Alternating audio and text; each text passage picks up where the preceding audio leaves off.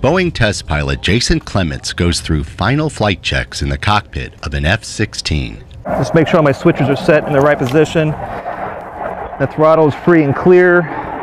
Lights are on. X-ray Tango radio check. There's a strong sense of excitement for this flight. Shortly before takeoff, with the engines whining and a cockpit cooling system blowing at its max, Clements exits the cockpit. He then closes the canopy via a remote switch. Powered up and ready for flight, the F-16 begins to roll down the runway without a pilot in the cockpit.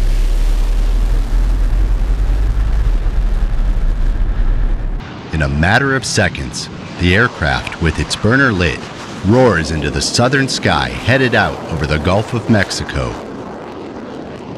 It's the first time ever an F-16 has flown without a pilot in the cockpit. Meet Boeing's newest full-scale aerial target, the QF-16, a modified F-16 that will allow pilots the chance to train against and fire upon the most realistic enemy aircraft threats ever created. It was a little different to see it without anybody in it, but it was a great flight all the way around. A replication of current real-world situations and aircraft platforms that they can shoot as a target. Now we have a 9G capable, highly sustainable aerial target. While there's no pilot physically sitting in the cockpit, 2 U.S. Air Force test pilots are flying the plane remotely from a ground control station at Tyndall Air Force Base.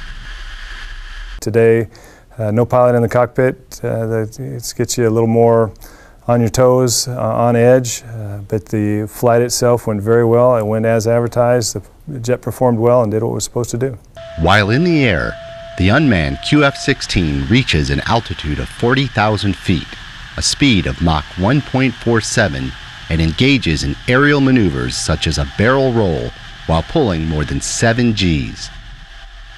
F-16 and F-4 chase planes off the port side follow the QF-16 as it makes its final approach back to Tyndall and picture-perfect landing. Got the jet in the air, flew great, everything worked great, made a beautiful landing, probably one of the best landings I've ever seen, and stopped right on the center line. So no, it was a great mission.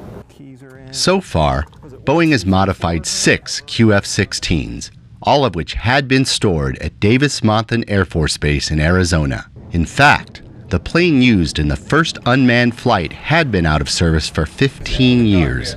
Modifying the F-16s to fly remotely was a challenge for the team. Fantastic integration work done by the team early on that we still are pretty amazed at, really, that the team was able to think about everything that they thought of to make this thing work. For former F-16 pilots like Jason Clements, helping create a full-scale unmanned aerial target has led to mixed emotions. I love the F-16 and brag about it a lot, and now to get something ready to take off on its own so somebody else can shoot it down makes it a little bittersweet in my eyes. This is why I became an engineer. This program is, to me, the epitome of my career. This is what it was all about. I mean, to be able to take this airplane, figure it out, make it work, and it's just been a blast. It's cool.